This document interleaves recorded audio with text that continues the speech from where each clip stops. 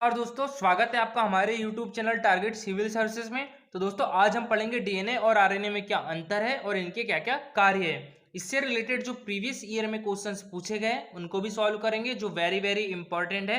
तो दोस्तों लेक्चर ध्यान से देखिएगा जिससे पूरा टॉपिक आपको क्लियर हो जाएगा। सबसे पहले हम बात करते हैं डीएनए की। तो डीएनए की खोज किसने की थी? फ्रेडरिक मिसर ने की थी। ठीक है, किसने की थी? फ्रेडरिक मिसर ने। कब की थी? 1869 में।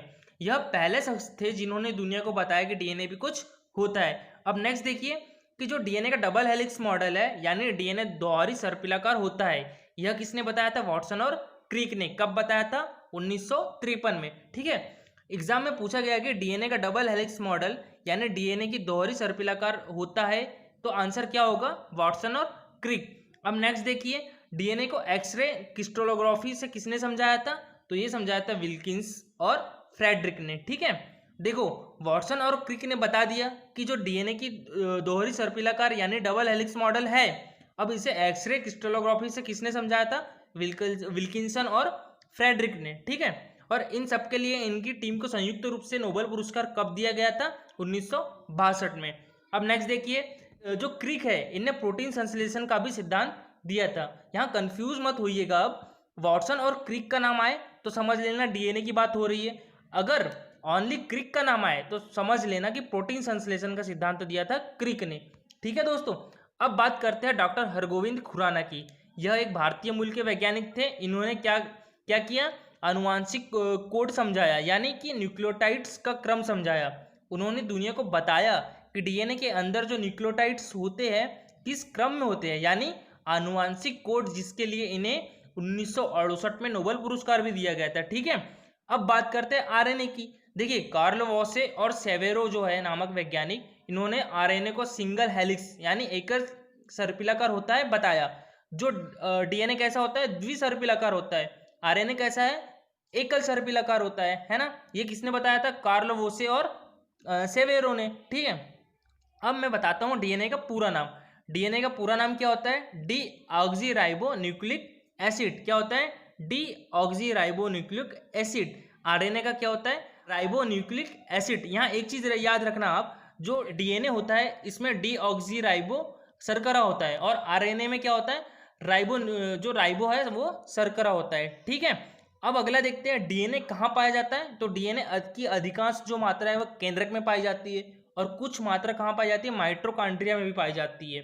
ठीक है, अब अगला देखते हैं कि आरएनए कहाँ पाया जाता है। तो आरएनए केंद्रक और कोशिका द्रव दोनों में पाया जाता है। ठीक है, अब देखते हैं हम कि डीएनए में कितने प्रकार के क्षार पाए जाते हैं। तो डीएनए में 4 प्रकार के क्षार पाए जाते हैं। कौन से? साइटोसिन, ग्वानिन, एडमिन और थाइमिन। और आरएनए में भी 4 प्रकार के क्षार पाए जाते हैं। कौन से होते हैं? साइटोसिन, ग्वानिन, एडमिन और यूरोसिल। आप यहाँ देख रहे होंगे कि जो साइटोसिन, ग्वानिन और एडमिन है ये कॉमन है, बदल क्या रहा है? थाइमिन और यूरोसिल। तो याद रखिएगा कि डीएनए में क्या पाया जाता है? थाइमिन, और आरएनए में क्या पाया जाता है? यूरोसिल। ठीक है, बात करते हैं डीएनए का कार्य क्या होता है। तो पहले कार्य प्रोटीन संश्लेषण को नियंत्रित करता है। कौन? डीएनए। याद रखिएगा पहला कार्य क्या है? नियंत्रित करता है। ठीक है, देखो हमारे शरीर को बहुत सी प्रोटीन की आवश्यकता होती है, जिसमें से 10 प्रकार के जो प्रोटीन है हमारा शरीर खुद बना लेता है और इनको नियंत्रित कौन करता है? डीएनए ही करता है। ठीक है दोस्तों, अब दूसरा कार्य क्या हो जाएगा? आनुवांशिक कार्य करता है। देखिए डीएनए से आनुवांशिक गुणों की पहचान होती है। अगर किसी के माता पिता की पहचान करनी है तो डीएनए से पहचाना जाएगा, या फिर किसी अपराधी की पहचान करनी है तो भी डीएनए से पहचाना जाएगा। ठीक है, डीएनए ही काम में आता है। तो डीएनए आनुवांशिक कार्य भी करता है। अब जीन, ये क्या है? डीएनए का ही यूनिट है। ठीक है, देखिए डीएनए आनुवांशिक पदार्थ है और जीन क्या है? आनुवांशिक इकाई है। ये जीन क्या है? देखिए मैं बताता हूँ आपको। हमारा शरीर छोटी छोटी कोशिकाओं से मिलकर बना है। हमारा शरीर बहुकोशिकीय होता है।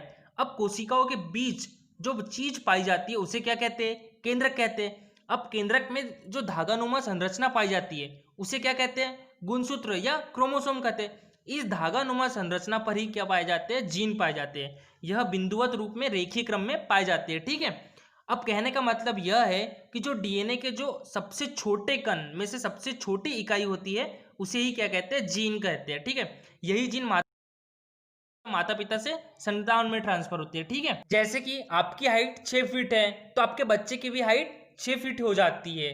किसके कारण होती है? ये जीन के ही कारण होती है। अब अगला है आरएनए के प्रकार यानी आरएनए के कार्य। अब देखिए आरएनए 3 प्रकार के होते हैं, आरआरएनए, टीआरएनए और एमआरएनए। बात करते हैं आरआरएनए की, तो यह राइबोसोम से मिलकर प्रोटीन बनाता है। आर से क्या हो गया? राइबोसोम और आरएनए, इसलिए इसे क्या बोलते हैं? आरआरएनए। क्यों? क्योंकि यह राइबोसोम से मिलकर प्रोटीन बनाता है। अब बात करते हैं हम टीआरएनए की, तो यह एमिनो एसिड को राइबोसोम तक की पहुंचाता है यानी ट्रांसफर का कार्य करता है, इसलिए हम क्या बोलेंगे? Transfer RNA. ठीक है, टी से क्या हो जाएगा? ट्रांसफर। अब नेक्स्ट देखते हैं एमआरएनए, मैसेंजर आरएनए। यह केंद्रक के बाहर एमिनो एसिड को पहुंचाता है। देखिए केंद्रक के बाहर किसे कौन सा एमिनो एसिड चाहिए, कौन सा अम्ल चाहिए, यह उसे केंद्रक तक पहुंचाता है ना, और प्रोटीन संश्लेषण की में सहायता करता है। प्रोटीन संश्लेषण से विभिन्न प्रकार के एंजाइम हमारे शरीर में बनते हैं और इन्हीं एंजाइम से हमारा शरीर जो है उसकी दैनिक व्यवहार करता है, यानी जो हमारी बॉडी है वह रिएक्ट करती है, शरीर कार्य करता है। देखिए डीएनए जो होता है वह अल्ट्रावायलेट किरणों से क्षतिग्रस्त हो जाता है, जबकि आरएनए पर इसका कोई प्रभाव नहीं पड़ता। ठीक है, एक और पॉइंट नोट करना, डीएनए में द्विगुण की क्षमता होती है जबकि आरएनए में द्विगुण की क्षमता नहीं होती है। ठीक है, एक और पॉइंट नोट करना, जो डीएनए किसी भी सेल में यानी कोशिकाओं में डीएनए की मात्रा निश्चित होती है, लेकिन आरएनए में चेंज हो जाती है इसकी मात्रा। ठीक है, और दोस्तों इसके बाद हम देखते हैं क्या क्वेश्चंस जो कि प्रीवियस ईयर में पूछे गए हैं। तो सबसे पहला क्वेश्चन है डीएनए का पूरा नाम क्या है?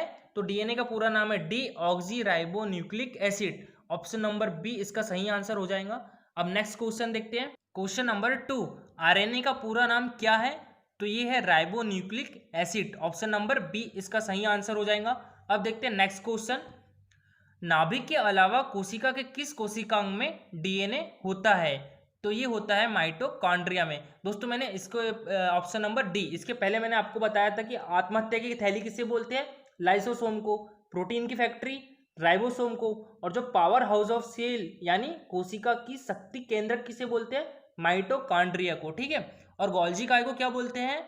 यातायात प्रबंधक। याद रखिएगा दोस्तों वह। अब नेक्स्ट क्वेश्चन देखते हैं, वह प्रक्रिया जिससे आरएनए डीएनए से बनता है, यहां जिसमें है, ठीक है याद रखिएगा, तो कौन से? ट्रांसक्रिप्शन। ऑप्शन नंबर सी इसका सही आंसर होगा। अब देखते हैं हम नेक्स्ट क्वेश्चन, डीएनए में निम्न में से कौन सा क्षार नहीं पाया जाता है? तो डीएनए में कौन सा क्षार नहीं पाया जाता है? देखिए यूरोसिल कहाँ पाया जाता है? आरएनए में, तो इसका आंसर होगा यूरोसिल।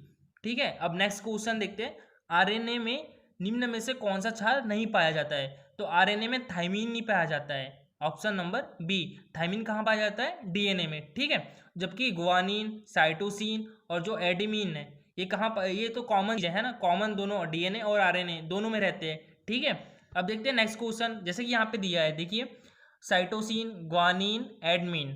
ठीक है, ये कॉमन है। यूरोसिल कहाँ पाया जाता है? आरएनए में। नेक्स्ट देखते हैं इसमें कौन सा? साइटोसिन, ग्वानिन, एडमिन और थाइमिन डीएनए में पाया जाता है। ठीक है, याद रखिएगा।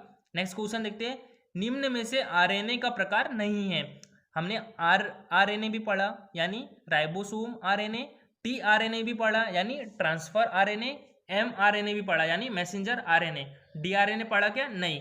तो इसका आंसर क्या हो जाएगा? डीआरएनए। ठीक है, अब नेक्स्ट क्वेश्चन देखते हैं, क्वेश्चन नंबर 8, डीएनए कहाँ पाया? माइटोकॉन्ड्रिया और केंद्रक। हाँ, ऑप्शन नंबर बी इसका सही आंसर हो जाएगा। ठीक है, अब नेक्स्ट क्वेश्चन देखते हैं, डीएनए की संरचना करने वाले 2 व्यक्ति थे, तो कौन थे?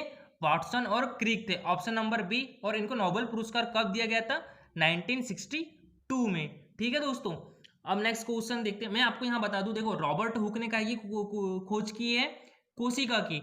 और रॉबर्ट ब्राउन ने काय की खोज की है? केंद्रक की। ठीक है, अब देखते हैं, डीएनए अणु को एक साथ रखा जाता है, कैसे रखा जाता है? तो इसको हाइड्रोजन बंद, हाइड्रोजन बॉन्ड के द्वारा रखा जाता है। ऑप्शन नंबर डी इसका सही आंसर हो जाएगा। ठीक है, नेक्स्ट क्वेश्चन देखते हैं, 1953 ईस्वी में वाटसन एवं क्रिक ने डीएनए की डबल हेलिक्स मॉडल प्रतिपादित किया, तो इन्हें नोबेल पुरस्कार कब दिया गया था? 1962 में दिया गया था। Option number A. Next question है, डीएनए के बारे में सही कथन है? क्या है? इसमें डीऑक्सीराइबो शर्करा होता है, सही है। यह मुख्यतः केंद्रक में पाया जाता है, ये भी सही है। यह सभी आनुवांशिक क्रियाओं का संचालन करता है। ये भी सही है, तो इसका ऑप्शन नंबर डी सही हो जाएगा। ठीक है, नेक्स्ट क्वेश्चन देखते हैं। प्रयोगशाला में सर्वप्रथम डीएनए का संश्लेषण किसके द्वारा किया गया था? डॉक्टर हरगोविंद खुराना जी के द्वारा किया गया था। भारतीय मूल के वैज्ञानिक है ये, तो ऑप्शन नंबर ए सही आंसर हो जाएगा इसका। नेक्स्ट क्वेश्चन देखते हैं। हरगोविंद खुराना ने आनुवांशिक कोड यानी न्यूक्लियोटाइड का क्रम समझाया, जिसके लिए उन्हें नोबेल पुरस्कार कब दिया गया था? 1968 में, तो इसका option number B right answer हो जाएगा। दोस्तों अभी के लिए इतना ही, नेक्स्ट लेक्चर में फिर मिलेंगे अगले टॉपिक के साथ। अगर आपको लेक्चर अच्छा लगा हो तो लाइक और शेयर जरूर करिएगा, और अगर आप नए हो इस लेक्चर में तो सब्सक्राइब जरूर करिएगा। Thank you for watching this video.